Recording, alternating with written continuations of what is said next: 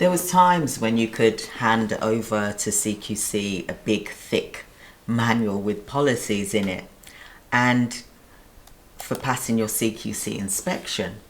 But these days are gone. So CQC inspectors have completely shifted focus. There's no longer ticking of boxes.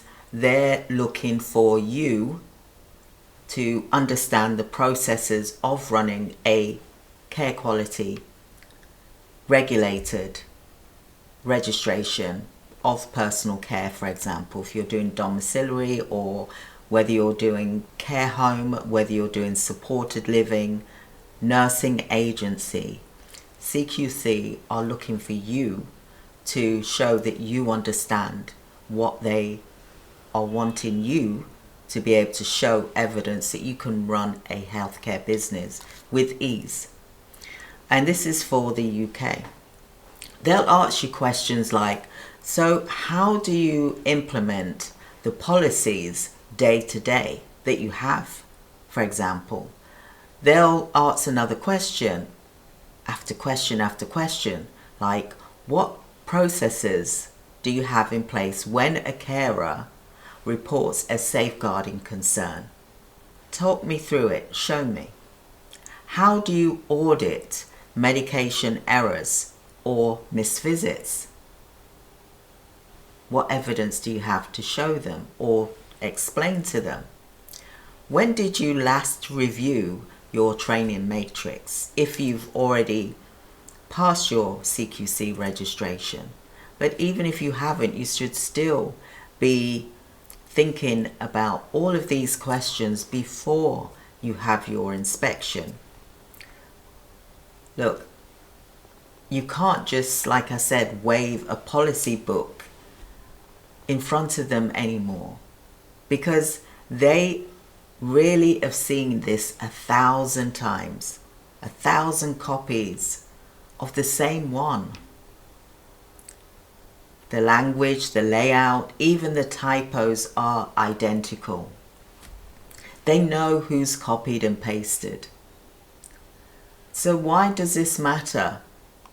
Well, the issue is when a provider doesn't know what the inside of their own policy and procedures looks like, this tells them that something is serious here. They don't have governance, they have paperwork. So what are their expectations now? CQC, they really want to see your leadership, and that's hands-on. If you are the registered manager, you need to demonstrate that you wrote and reviewed and applied these policies. That's the reason why you're having the interview in the first place. You've signed a declaration, you've provided the policies and procedures, but they need to know that you understand them and that you are the one that has created them. Really, that's what they want to see from you. Like how it was in the old days. We didn't have this copy and paste. We had to sit down with a book and literally go to the guidelines, the regulations, and write out the policies one by one.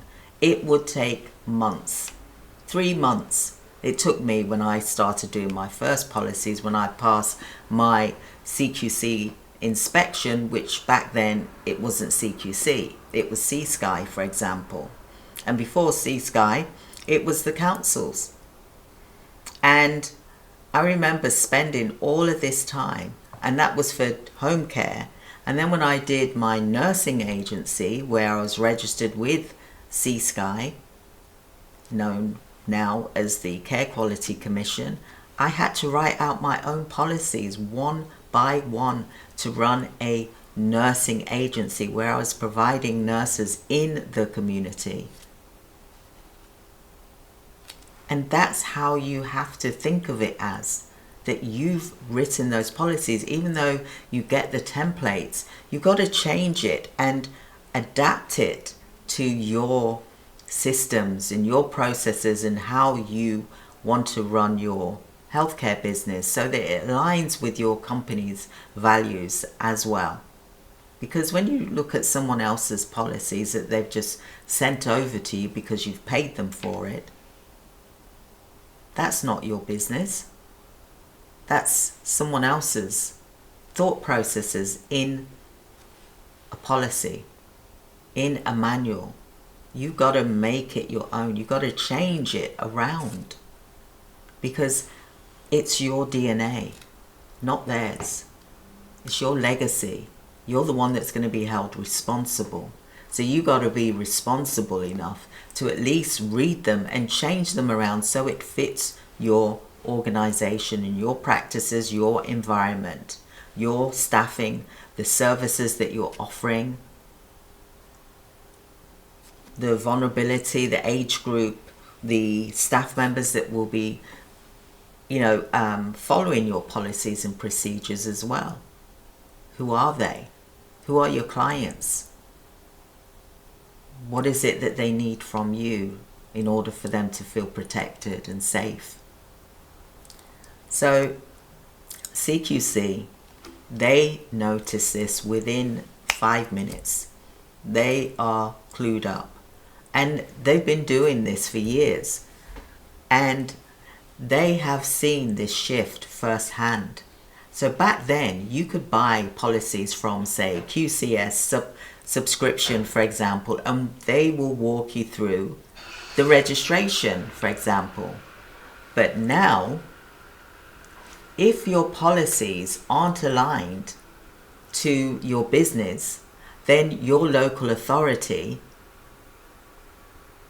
and your staff structure and your own clients, they must align with all of those three to begin with. Most important, because CQC, they will notice within 5 minutes. It's not about quantity of the paperwork anymore. It is about the quality of your governance. So my advice to you is stop hiding behind these templates and stop expecting things to be fast and instant.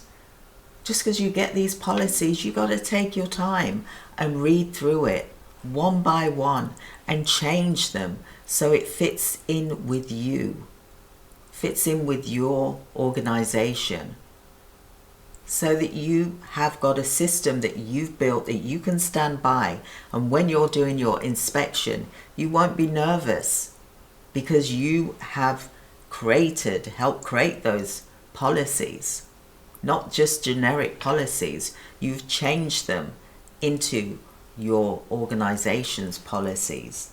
That is key. Build your own systems. Know what's inside of your policies. Because the next time that CQC visits, they won't ask to see your folder. They'll ask you to lead. How are you going to lead? That's what they're going to want to know. So if you've enjoyed this video today, I would love for you to like and subscribe. And you can even book a free 15-minute appointment with me, because I'm going to be holding a CQC Bootcamp. And that is whereby you're going to create your own policies from the templates that we provide, but you're going to change it so that it fits with your organization, so that not every policy is the same. Let's make a change. We got the guidelines from CQC website, then let's make that change and make it so that it's your own policy and it reflects your organization and it's not the same as someone else's template. So if you've enjoyed this video, do like and subscribe, and I'd love to hear your thoughts about what you think. How did you get on with your CQC inspection? Because things have changed now. They really are moving fast with the registration processes, and they're catching things at the gate. not waiting for, there's a gatekeeper there. So they're going to be there watching what comes in, the gatekeeper, make sure that everything is right and that it sounds like it's come from you and it's not a template. Because it's like when we're at uni, for example, for example, you could not just copy and paste from a book. You had to make it your own. And there's systems in place where they can just put it into a system to know where that template has come from. So remember that things have changed now for 2025. It's more stricter. They want to make sure that you're going to be held accountable and that you're making governance according to the regulations that has been set by the Health and Social Care Act and other regulations and acts that we have to follow. So I'd like to know, have you created your own policies? Have you made it your own? Have you tweaked? It's okay to get a template. I'm not saying it isn't, but you've got to change it so that it reflects you and it's not like everyone else's. So I hope that that made sense to you today, and I look forward to speaking with you more on regulations, CQC and recruitment, as well as healthcare businesses, as well as my favorite, AI as well. So if you're interested in having a 15-minute appointment with me, the link is here. Just click it and I will gladly speak to you about what systems you have in place, as well as any CQC that you're currently going through at the moment. But you've got to know your policies. You've got to study them as if you are studying for an exam. And then that way you will feel confident and you will pass your CQC inspection with ease. So thank you very much. Take care, everyone. Goodbye.